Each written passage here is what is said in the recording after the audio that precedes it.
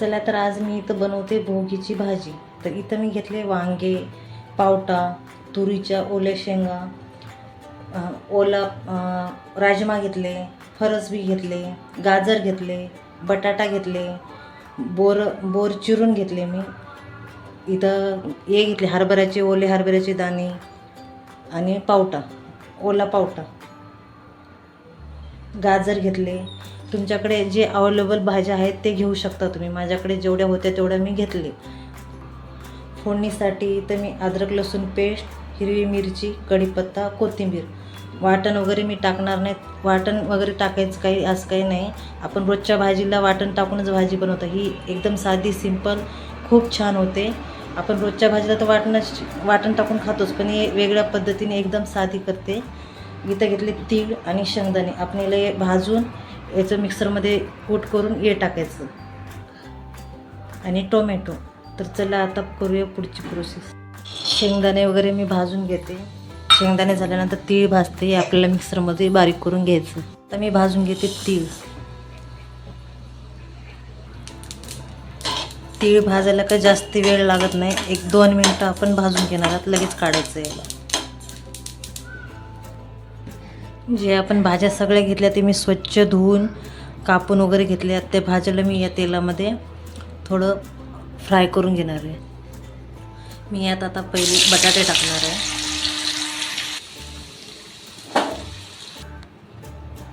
आता वांगी टाकणार आहे.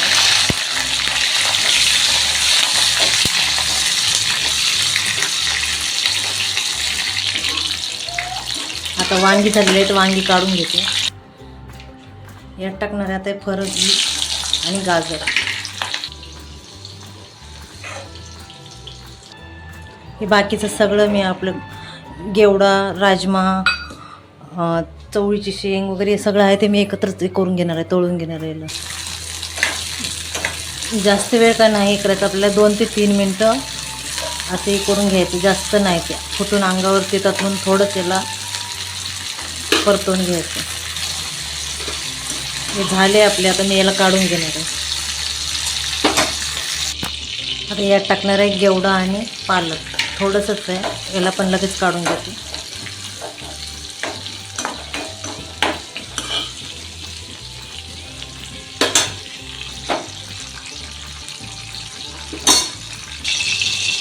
याच तेलामध्ये मी जिरे मोहरी टाकणार आहे, कढीपत्ता, मिरची आणि अद्रक लसूण पेस्ट.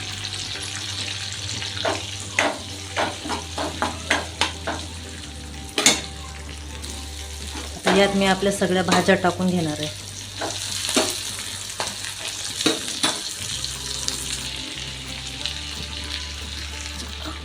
यात टाकणार आहे 1 चमच लाल तिखट, जिरे पावडर,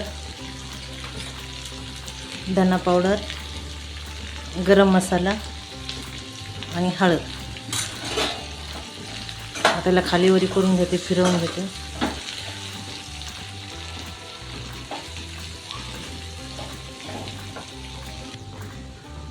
आपल्या भाज्या सगळ्या हे करून घेऊन मिक्स करून झाल्या. टोमॅटो विसरले मी टोमॅटो आता टाकते.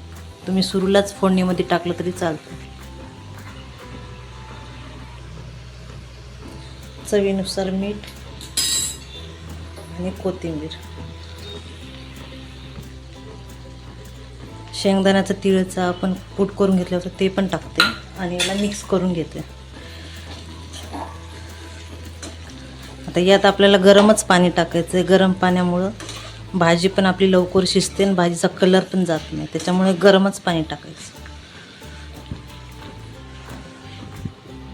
याला 2 मिनटं मी वाफवून घेणार आहे असंच. नंतर मी पाणी टाकणार आहे. आता पाणी पण गरम झालं आहे, आपली भाजी पण वाफली. याच्यामध्ये मी आता पाणी टाकणार आहे. तुम्हाला जशी घट्ट पातळ पाहिजे त्याप्रमाणे पाणी टाकायचं. मी इथं जास्त घट्ट पण नाही आणि जास्त पातळ पण नाही, मीडियम बनवते. ते शिजल्यानंतर यातलं थोडं पाणी आपलं कमी पण होणार आहे. वरतून टाकते कोथिंबीर आणि याला आता 10 ते 15 मिनटं शिजवून घेते. आपली भाजी शिजलेली आहे. आता बघू शकता, जास्त घट्ट पण नाही, जास्त पातळ पण नाही, जशी पाहिजे तशी मीडियम आहे. ही माझी रेसिपी तुम्हाला आवडली का नक्की कमेंटमध्ये सांगा. आणि तुम्ही पण अशी भाजी करून बघा, तुम्ही कशी करता ते मला पण सांगा. आणि लाईक शेअर सबस्क्राईब करायला विसरू नका. तर चला भेटूया नवीन रेसिपीसोबत.